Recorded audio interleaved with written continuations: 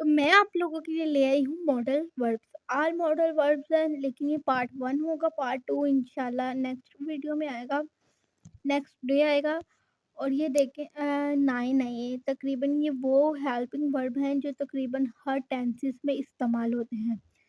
ठीक है, इनका इस्तेमाल बहुत ज़्यादा होता है और बहुत ज़्यादा इन्हीं वर्ड्स का यूज़ किया जाता है। बाकी तो मतलब कभी-कभार मतलब बहुत कम यूज़ होने वाला है, ये कॉमन है जो इस्तेमाल होते ही होते हैं।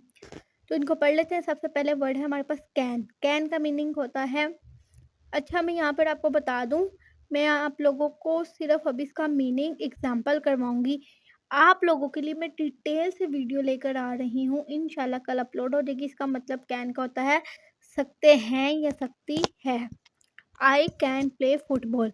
मैं अभी एक-एक सेंटेंस करवा रही हूँ जिसकी आपको ट्रांसलेशन की ज़रूरत नहीं। अभी ये आप लोगों को इंग्लिश ईज़िली आती होगी, इसकी कोई मतलब समझने की ज़रूरत नहीं है। इसमें अभी सिर्फ़ मीनिंग और एग्ज़ाम्पल करवा रही हूँ ताकि अब जो मैं आपको वीडियो जो मैं कोर्स करवाने लेके जा रही हूँ आप लोगों को, वो समझ आ सके। कुड, कुड का मतलब होता है सकता था या सकती थी। ये माज़ी में इस्तेमाल होता है, अगर हम कोई माज़ी में बात करें तो कुड हम लगाएँगे। She could sing well. अब कुड के मीनिंग बहुत से होते हैं, कुड के मीनिंग कहाँ-कहाँ कुड यूज़ होता है, इसके मतलब क्या होता है, मतलब सब कुछ मैं आप लोगों को डिटेल से करवा रही हूँ। अगर कुड के साथ बी लग जाए तो उसका मीनिंग क्या होता है, कुड के साथ हैव लग जाए तो उसका मीनिंग क्या होता है। एक-एक वर्ड को हम पकड़ेंगे, डिटेल से पढ़ेंगे इंशाल्लाह। She could singing well. आगे मे का मतलब होता है सकता है या इजाज़त। जैसे यू मे सिट हियर या मे आई कम इन। मे आई कम इन तो इज़िली आपको समझ आ जाता होगा ना, इजाज़त के लिए। ठीक है? यू मे सिट हियर, तुम यहाँ बैठ सकते हो। या मे आई कम इन, मैं अंदर आ सकता हूँ, इजाज़त के लिए भी इस्तेमाल किया जाता है। सकता है मतलब इसका होता है। तो मैं आप इंशाल्लाह ऐसे आपको हेल्पिंग वर्ब किसी ने नहीं करवाए होंगे। वर्ब्स ऑल वर्ब्स मैं लेकर आ रही हूँ डिटेल के साथ। कोर्स इंशाल्लाह कल पहली वीडियो उसकी अपलोड हो जाएगी, जो आप लोगों ने देखनी है लाज़मी। और माइट, माइट का मतलब होता है शायद या हो सकता है। माइट का मीनिंग क्या होता है, शायद या हो सकता है। It might rain today, it might rain today. इसमें ट्रांसलेशन वगैरह किसी की चीज़ की ज़रूरत पड़े, अगर कोई चीज़ समझ ना आए तो मुझे कमेंट में बताइएगा। लेकिन मैं अभी इसलिए आपको करवा रही हूँ, सिर्फ़ समझे प्रोमो है, ठीक है? प्रोमो मैं आप लोगों को दे रही हूँ। विल, विल का मतलब होता है करेगा या करेंगी। He will come tomorrow, he will come tomorrow. अच्छा कुछ लोग शैल का भी यूज़ करते हैं। शैल अब इस मॉडर्न इंग्लिश में मतलब अब नहीं यूज़ होता, विल यूज़ होता है। लेकिन फिर भी मैं आप लोगों को शैल करवाऊँगी लाज़मी, लेकिन अब सिर्फ़ विल का यूज़ होता है फ्यूचर में। ये फ्यूचर की बात करता है। विल हमेशा जहाँ पे भी विल आए, वो फ्यूचर की बात करेगा। इसका मतलब होता है करेगा या करेगी, मतलब आने वाले वक़्त में कुछ भी हो, उसके लिए विल यूज़ होता है। विल बी, विल हैव, कोई इसके साथ विल ही लगता है। विल डू, विल डज़, कुछ भी। यहाँ वुड, वुड का मीनिंग होता है चाहूँगा या चाहेंगे। I would like some tea, I would like some tea का मतलब होता है चाहूँगा या चाहेंगे, मतलब चाहिए। कोई भी चीज़ आपको चाहिए हो तो उसके लिए वुड इस्तेमाल करेंगे। अब वुड लाइक का मतलब क्या होता है वो मैं आप लोगों को नेक्स्ट वीडियो में जब मैं वुड को डिटेल से बयान करूँगी तो फिर हम बताएँगे।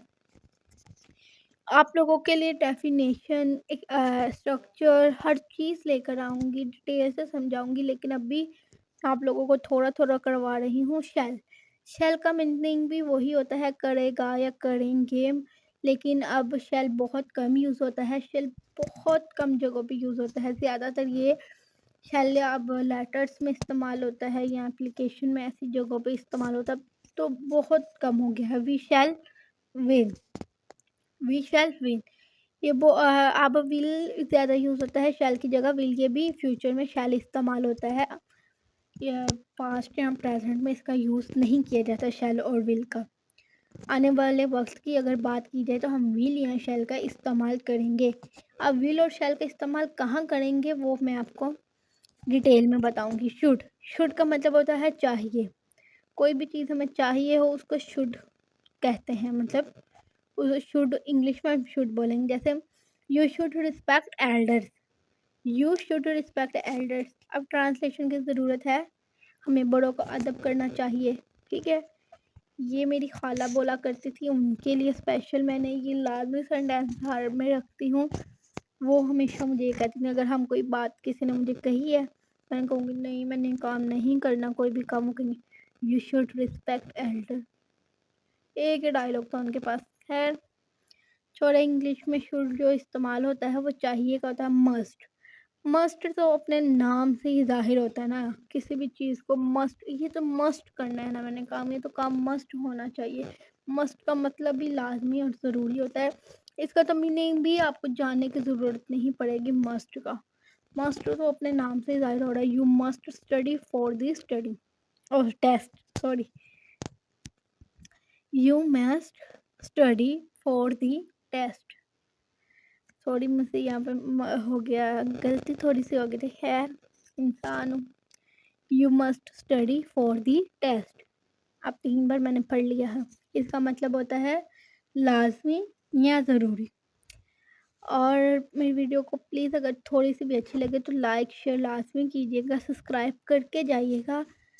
और आप लोगों के लिए मैं ऐसे स्पेशल कोर्स लेकर आ रही हूँ जो शायद कम ही लोग करवाते होंगे, लेकिन मैं आप लोगों के लिए लेकर आ रही हूँ ऐसा कोर्स हेल्पिंग वर्ब का, जो अभी तक आपको शायद किसी ने ना करवाया हो।